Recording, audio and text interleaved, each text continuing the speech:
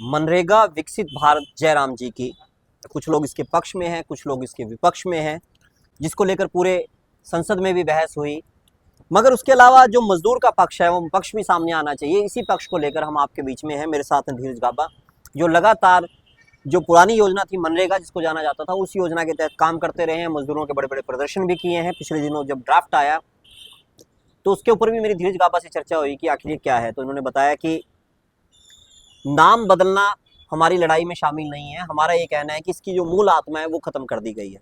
तो इसी के ऊपर हम बातचीत करेंगे। इस वीडियो को पूरा देखिएगा। पूरा देखे बगैर आप समझ नहीं पाएंगे कि आखिर ये मुद्दा क्या है। इसी के ऊपर हमारी बातचीत रहेगी। तो धीरज जी, स्वागत है आपका। जी, जो आप लोग कहते हैं कि मनरेगा से उसकी आत्मा गायब हो गई, बिल्कुल सही बात है कि जो महात्मा गांधी राष्ट्रीय ग्रामीण रोजगार गारंटी कानून था, वो एक स्टैच्यूरी एक्ट था, संवैधानिक एक्ट था, और स्टैच्यूरी उसमें राइट मिले हुए थे, लीगल राइट थे काम को लेने के लिए, मजदूर रोजगार लेने के लिए 100 दिन, मिनिमम 100 दिन, मतलब मैक्सिमम की बात नहीं है, आप मिनिमम मतलब न्यूनतम 100 दिन का रोजगार लेने के लिए उसमें काम था।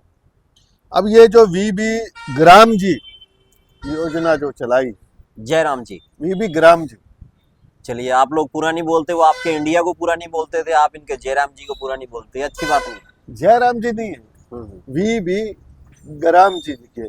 अब इसका पूरा नाम सुन लीजिए, विकसित भारत। देखिए उसके नाम में एक गड़बड़ है ना, जिसके नाम में उसको आपके मंत्री जी नहीं ठीक, रूरल डेवलपमेंट मंत्री नहीं सही, कृषि मंत्री नहीं सही ढंग से बोल पाए, तो जनता क्या बोलेगी, आप क्या बोलोगे। विकसित भारत गारंटी फॉर रोजगार एंड आजीविका मिशन ग्रामीण, तो क्या बना, वीबी ग्राम जी। अगर आप वीबी GRAM जी लगाओगे तो वीबी ग्राम जी बना। हम कोई गलत थोड़ी बोल रहे हैं। ठीक है, हम गलत नहीं बोल रहे। आपको जयराम जी की बोलने में कोई दिक्कत है? नहीं, जयराम जी तो है ही नहीं ना। नहीं, वैसे दिक्कत है। जयराम जी के लिए जयराम जी होता है, जयराम जी तो है नहीं, जी राम जी कह रहे हैं। चलिए अब इस नाम की चर्चा को छोड़ के आगे बढ़ते हैं। जो आपका दावा है कि इसमें से जो मनरेगा की आत्मा है कि गरीबों को रोजगार मिले, उनको रोजगार का हक मिले और उनके घर में भी पैसा आए ताकि वो अपनी आजीविका चला पाएं, तो किस तरह से उसको हटा दिया गया? देखिए, जो पहले मनरेगा था 2004 में एक्ट आया था और 6 में लागू हुआ था। 20 साल होने वाले हैं फरवरी में लागू होने को, और उसको एक बड़ी प्रक्रिया के साथ वो एक्ट आया था। 50 दिन देंगे, 100 दिन देंगे स्टैंडिंग कमेटी में। और स्टैंडिंग कमेटी ये नहीं है कि कांग्रेस का उसमें था या किसी लेफ्ट फ्रंट का था या बीएसपी का कोई लीडर उसका चेयरमैन था। भाजपा का वरिष्ठ नेता कल्याण सिंह उसके चेयरमैन। और उस स्टैंडिंग कमेटी में 1 साल 6 महीने डिस्कशन होने के बाद ये कानून संसद में रखा गया। अच्छा, हाँ, उस स्टैंडिंग कमेटी की एक कल्याण सिंह का एक बयान था कि ये ऐसा एक्ट है कि इसमें कोई बुराई है ही नहीं, सबसे बढ़िया एक्ट ये बना हुआ है, कमी नहीं है कोई किसी तरीके की। और यूनानिमसली उसमें वाजपेयी भी थे, अडवाणी भी थे, किसी विपक्ष ने विरोध नहीं किया इसका। उसमें वाजपेयी भी थे, अडवाणी भी थे, लाल कृष्ण अडवाणी भी थे, जो भाजपा के मूल व्यक्ति माने जाते हैं, शुरुआत में सत्ता में लेके आने वाले। हाँ, ठीक है।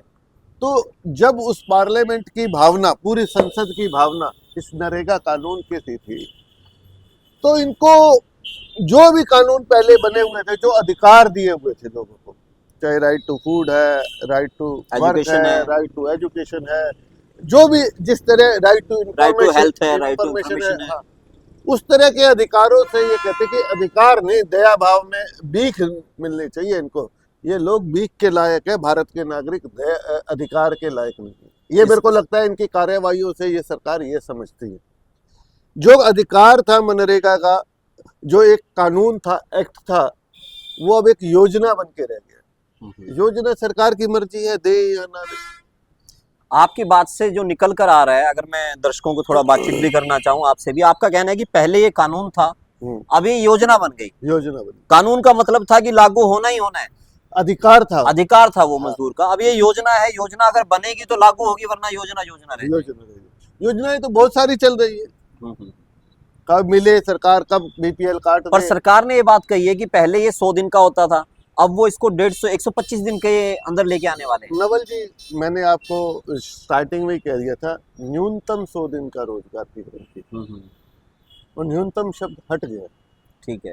हरियाणा में भी, कोरोना में भी और टाइम भी कॉम्प्लीमेंट्री 150 दिन भी सरकार ने, अब पंजाब में रिसेंटली 150 दिन का रोजगार दिया की घोषणा की थी। ठीक है। तो उस कानून के अंदर ऐसा तो था नहीं कि न्यूनतम देना है, उसको हम 150 भी कर सकते थे, 200 भी कर सकते थे। वो कानून भंग क्यों किया गया, उसको निरस्त क्यों किया गया, उसकी हत्या क्यों की गई, सवाल ये है।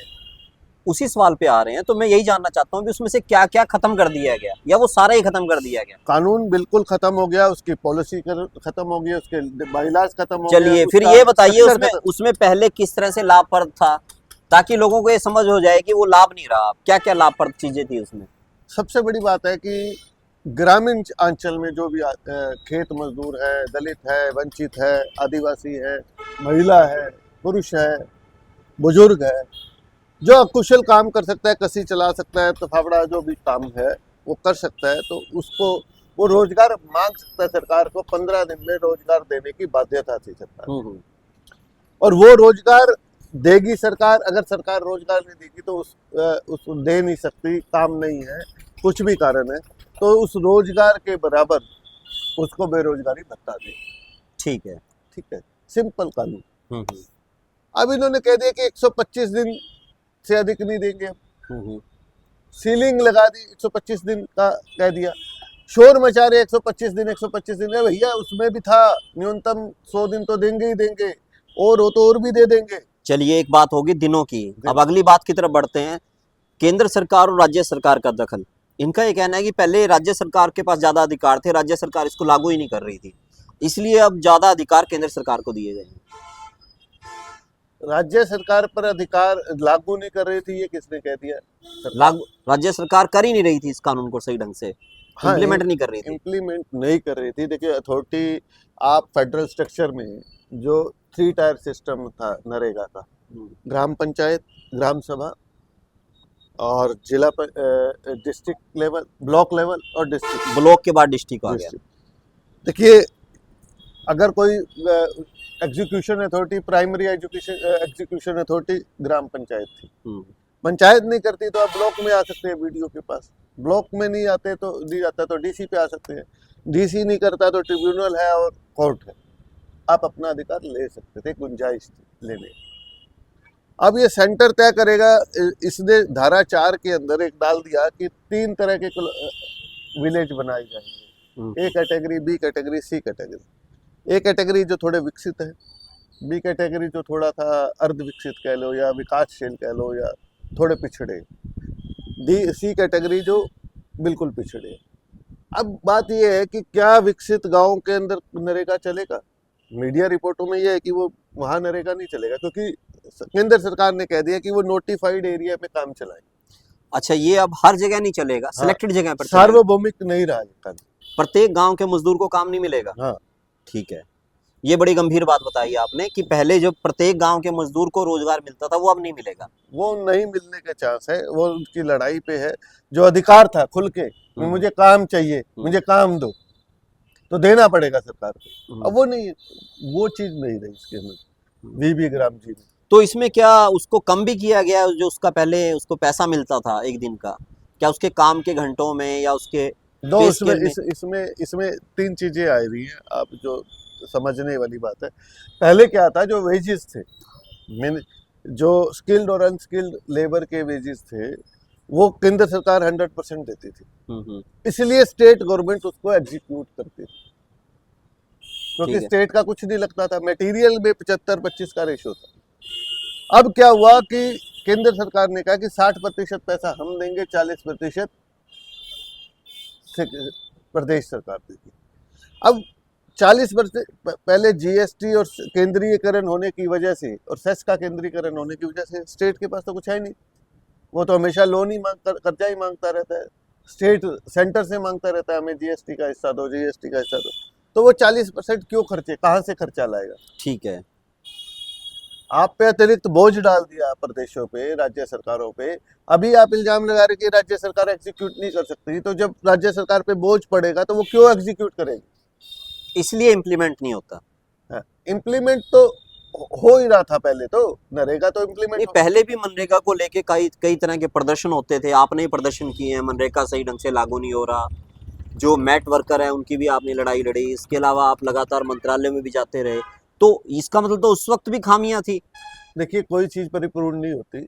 एक चीज होती है कि आपका घर है आपके नाम, आप जाओ साफ सफाई रखो नहीं रखो, आप लोग काम जा सकते हो। अब आपको कह दिया गया कि आपका घर ही नहीं है, अगर आपको लेना है तो हमारे पास आना पड़ेगा। मजदूर को बंधुआ मजदूर बनाने की ये साजिश है, सिर्फ इसी बात। और सबसे बड़ी इसमें खामी एक और है कि मनरेगा था खेती के अलावा 100 दिन का काम, न्यूनतम काम सरकार देगी, ये कानून कहता है मनरेगा था। अब इन्होंने कह दिया कि 60 दिन तो काम चलेगा, इस बात की गारंटी कर दी कि 60 दिन तो हम काम चलाएंगे ही नहीं। कैसे? खेती के पीक सीजन। अच्छा, खेती के पीक सीजन में। हाँ, अब ये भी एक बात आई है, अब खेती के पीक सीजन में मनरेगा नहीं चलेगा। अब सभी को तो काम मिलता नहीं खेती के पीक सीजन में। अब जो महिलाएं थी, बुजुर्ग महिलाएं थी, जो छोटा मोटा काम कर सकती थी, वो तो काम करते थे ना, बाकी मजदूर। अब आप खेती का पीक सीजन कैसे निकालोगे? 30 मार्च से 15 मार्च से लेके 20 अप्रैल तक चलता है, एक महीना गेहूं की कटाई का सीजन, वो पीक सीजन। उसके बाद और आजकल तो सीजन 15 दिन में भी खत्म हो जाते हैं, जिस तरह से मशीनी युग है। चलो 15 दिन में खत्म हो, 20 दिन में हो, लेकिन अलग अलग जगह का अलग अलग समय है ना। कोई मार्च में 30 मार्च को ही काट लेता है, कोई 1 अप्रैल को काटता है, कोई 15 अप्रैल को काटता है। हार्वेस्टिंग तो हाथ का काम तो रहा ही नहीं है, मशीन से होता है, इसीलिए स्पीड है, इसीलिए मनरेगा आया था मशीनीकरण के। लेकिन सीजन तो 1 महीना चलता है ना। बिल्कुल सही, पीक सीजन, बिल्कुल सही। तो आप नोटिफाइड कैसे करोगे या काम चलेगा या नहीं चलेगा? आप अगर आ जाइए, मामूपुर में तो फसल कब कटती है और समैन में कब कटती है, ब्लॉक एक है, एक ही ब्लॉक में अलग अलग विविधताएं हो जाती हैं, विविधताएं हो जाती है, तो 1 महीना बंद रखेंगे। फिर आ जाओ जीरी लगाने का, पैडी लगाने का काम, अपने एरिया की बात कर ले तो 1 जून से 15 जून के बीच में स्टार्ट होता है, 45 दिन का टेन्योर है उसका, और अलग अलग जगह अलग अलग लगता है। पंजाब में अलग लगता है, हरियाणा में अलग लगता है। तो कब बंद करेंगे उसको? 1 महीना ये, 45 दिन ये, और उसके बाद फिर सोइंग का सीजन बता दिया। जीरी कटने में तो 1.5 महीना 2 महीने लग जाते हैं। उसके बाद कनक की बिजाई, तो इसका मतलब तो ये 180 दिन ही बंद रखेंगे। एक बार नोटिफाई हो गया, काम नहीं होगा पीक सीजन में, आप किसान और मजदूर की लड़ाई कराओगे, मजदूर कहेगा काम, तो वो कहेगा अभी तो खेती का सीजन है। तो आपका कहने का मतलब है कि अब फिर से जो गांव में स्तर पे जो संघर्ष होते हैं मजदूर किसान के, हाँ। वो आपस में ज्यादा होने की संभावना भी बिल्कुल बिल्कुल, ये इसीलिए किया गया है, सबसे बड़ी बात है। किसान मजदूर आपस में लड़ाई लड़ेगा सरकार से, वो कहेगा कि किसान ही नहीं दिलवा रहा हमें, किसान ही काम नहीं दिलवा रहा। और जो आपने कही लेबर की बात, अब हर स्टेट का अधिकार था एग्रीगेरियन वर्कर की लेबर मिनिमम वेज फिक्स करने की। हरियाणा में सबसे ज्यादा थी, 400 थी। तो अब क्या केंद्र सरकार तय करेगा?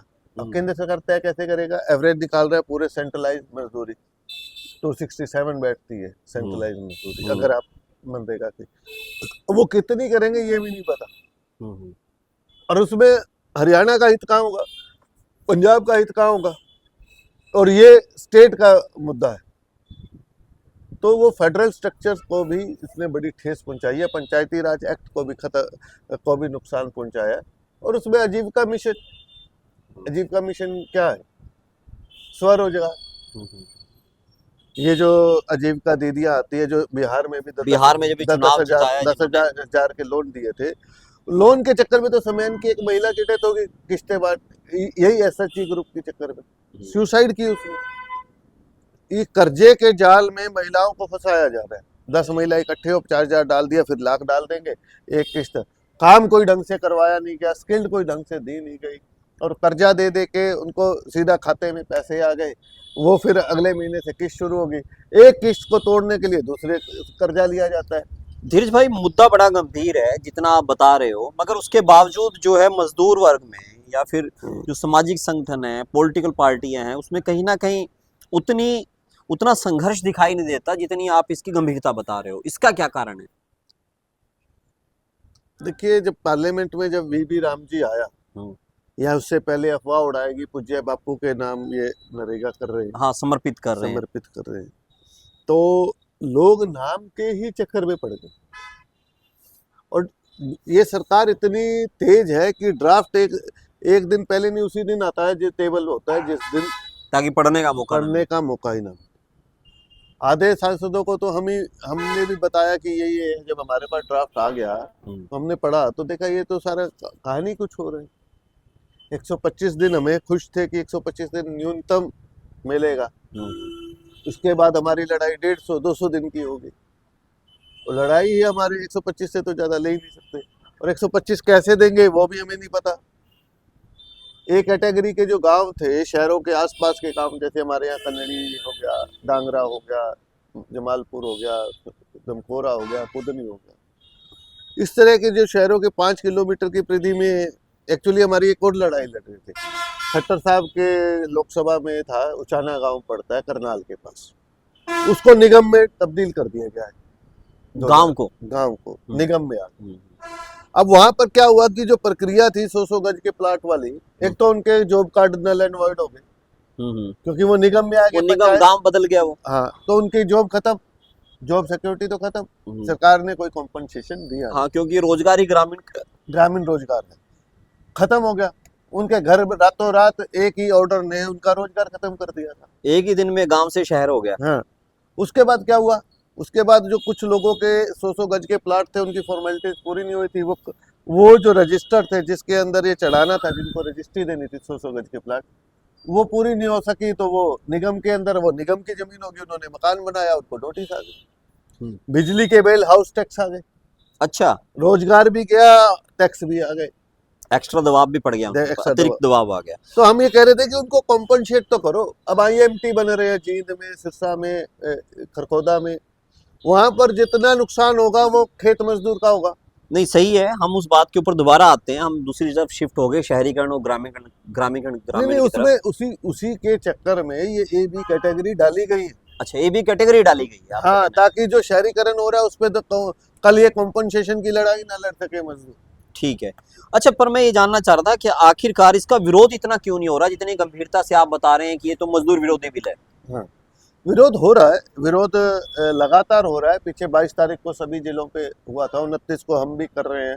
हमने भी मनरेगा बचाओ मोर्चा ने भी कल दिल्ली बैठक करके घोषणा की है। तो विरोध तो हो रहा है, लेकिन ये जो तबका है, देखो किसान, जो मझोला, जो पेटी बुर्जुआजी किसान है, पेटी बुर्जुआई कहेंगे हम उसको, क्लास में मिडिल क्लास है, और ये असल में सर्वहारा क्लास है, जिसके पास ना तो जमीन है, ना खाने को अन्न है, 5 किलो राशन उन्हें मिलता है, ना मकान है, ना प्लाट है, गांव में रहते हैं, गांव में जीवन यापन करते हैं। 100 दिन मनरेगा पे डिपेंड हो गए, खेती में जो काम मिल लिया, जमींदार से जो अनाज मिल गया वो मिल गया। जमींदार सक्षम था, किसान सक्षम था, हरियाणा पंजाब का। पूर्वांचल का किसान नहीं आया उस आंदोलन में, बिहार का किसान नहीं आया जो सक्षम नहीं था, मझोला और सीमांत का किसान था, लेकिन उनकी भावना थी उस आंदोलन में भी। तो वो जागरूक, जल्दी पढ़ा लिखा था। लेकिन जो हमारे ये जो मजदूर साथी हैं, गांव में एक तो उनको सूचना नहीं मिलती, प्रॉपर सूचना नहीं मिलती। मोबाइल का जमाना है, लेकिन इंफॉर्मेशन, मोबाइल उनके पास है क्या, वो देखते हैं, डाटा है या नहीं है उनके पास। तो जो सूचना जैसे जैसे मिलती है वो खड़े हो रहे हैं। अब हम 3 महीने से लड़ाई लड़ ही रहे थे, जंतर मंतर पे भी गए, हम मनरेगा चलाने की लड़ाई लड़ रहे थे। अभी निर्णय क्या लिया है आपका, मनरेगा बचाओ जो आंदोलन आप लोग कर रहे हो, उसने निर्णय क्या लिया है पूरे भारतवर्ष में इसको लेकर? पूरे भारतवर्ष में 29 तारीख को जिला स्तर पर हम ज्ञापन देंगे। 29 दिसंबर को? हाँ, ठीक है। दिसंबर को। उसके बाद हमारा एक स्टेट कॉन्फ्रेंस पंजाब में, हरियाणा में, राजस्थान में, यूपी में करने का है, ताकि और संगठनों को भी जोड़ा जा सके और मजदूरों किस तरीके से इसको प्रभावी ढंग से, क्योंकि लड़ाई लंबी है। कानून अब इन्होंने 2 दिन के अंदर लोकसभा, राज्यसभा और राष्ट्रपति से अनुमोदित करवा दिया ये कानून, नोटिफाई हो गया ये तो इसलिए इसको, लड़ाई को अब बड़ा बनाना है। 25 करोड़ मजदूरों की जिंदगी का सवाल है, तो इसके लड़ाई तेज करने के लिए हम प्रयासरत हैं, क्योंकि रिसोर्सेज का भी होता है। हम मजदूर संगठनों के खाली हाथ होते हैं, जितनी हमारी ताकत है हम नहीं, जितनी पॉलिटिकल पार्टियां हैं जो अपोजिशंस की हैं, वो भी तो समर्थन दे रही हैं इस इशू को। देखो, समर्थन दे रही है अलग बात है, लेकिन उस आंदोलन को तेज कितना आहुति देती है, उसके अंदर कितना आग घी डालती है, वो अलग बात है। अभी समर्थन तो बैठे बैठे वीडियो पे मैं भी दे दूंगा, किसी भी मुद्दे पे अरावली को दे दूंगा, लेकिन हम अरावली को बचाने के लिए कर क्या रहे हैं? आधारभूत क्या हो रहा है? आधारभूत क्या है? आधारभूत क्या हो रहा है? सिर्फ स्क्रीन पे कुछ कहने से बात नहीं हाँ, होती। नहीं, ट्विटर और फेसबुक पे समर्थन देने से कोई समर्थन नहीं हो जाता। समर्थन सड़कों पे कितना मिलेगा, सरकार को घेरने पे कितना मिलेगा, पार्लियामेंट में कितना। अगर इसको 2 लाइनों में 4 लाइनों में बताना हो, एक बड़ी वीडियो हमने बता दी, एक सारांश के तौर पे बताना हो कि जो इसमें बदलाव हुए हैं, जिसको आप कहते हैं कि मनरेगा की आत्मा निकाल दी गई और जय ग्रामीण या जय राम जी जो आप कह रहे हैं, इसको किस तरह से, हाँ, वीबी ग्राम जी, वीबी ग्राम जी जो आप कह रहे हैं, तो इसको आप किस तरह से डिफाइन करेंगे कि किस तरह से मजदूरों के हक में नहीं है? देखिए, अधिकार जब छिन जाता है, जब आपके घर की रजिस्ट्री आपके नाम नहीं होती, जो आपके नाम थी, तो आप घर में अपने घर में किराएदार बन जाते हैं। ठीक है, तो आपका कहना है अब किराएदार बन गए हैं। अब आप लड़ाई लड़ेंगे, इसको लेके सड़कों पे आएंगे? हाँ, ये हक या है। कोर्ट में भी जाने का कुछ है? फिर कुछ संगठन जा रहे हैं, लेकिन अभी हमारा कोर्ट में जाने का हम लीगल पहलू भी दिखा रहे हैं कि इसमें कुछ हो सकता है क्या नहीं हो सकता, क्योंकि एक लीगल राइट एक दिन में खत्म कर दिया गया, रातों रात खत्म कर दिया गया। लेकिन आपको पता है कि जो लड़ाई सड़कों की है, अधिकार की लड़ाई सड़कों से ही जीती जा सकती है। आपने धीरज गाबा जी हैं, इन्होंने बड़ी स्पष्ट ढंग से अपनी पूरी बातचीत रखी और कहा कि 25 करोड़, 25 करोड़, जिसमें 25 अधिकतर करोड़, दलित, पिछड़े, हाँ, आदिवासी और वंचित वर्ग के लोग हैं, महिलाएं हैं सबसे ज्यादा, 80% महिलाएं, 80% उसमें महिलाएं हैं। इनका कहना है कि 25 करोड़ मजदूरों की जिंदगी का सवाल है और उसको लेकर रातों रात एक कानून बदल दिया गया, एक कानून को एक योजना बना दिया गया और उसको लेकर ये लगातार लड़ाई लड़ रहे हैं। इनका जो संघर्ष है वो नाम बदलने की लड़ाई के खिलाफ नहीं है, इनका जो संघर्ष है वो सीधा ये है कि उसको उसी तरह से विकसित रूप में रखा जाए, ना कि सिर्फ विकसित नाम के तौर पे। नवल जी, एक बात मैं कह रहा हूँ कि नाम रखना है, देखो गांधी जी की हत्या तो करवाई है, अच्छा, तो नाम उसी के नाम ही रख दो जो इनका आदर्श है, नथुराम गोडसे के हमें, लेकिन हमारा अधिकार तो छीनना नहीं चाहिए। हमारी जो मूल वस्तु है उसमें रहनी चाहिए, मूल वस्तु तो रहनी चाहिए, पता लग जाएगा लोगों को ये कौन है। अच्छा, आप इस पे भी सहमत है, नथुराम गोडसे के नाम पे रख दो, एक्सपोज खुद ही होंगे। अच्छा, ठीक है, तो धीरज जी ने सारी बात रख दी। आप इसके बारे में क्या सोचते तो बताइए, क्योंकि 25 करोड़ मजदूरों की जिंदगी का सवाल इन्होंने बताया और उसमें भी 80% महिलाएं हैं और मुद्दा बड़ा गंभीर है, चर्चाएं चल रही हैं, सरकार के लोग अपनी बात कह रहे हैं, मजदूर के पक्ष की बात हमने रखने की कोशिश की। आप इस पर क्या सोचते हैं जरूर बताइएगा।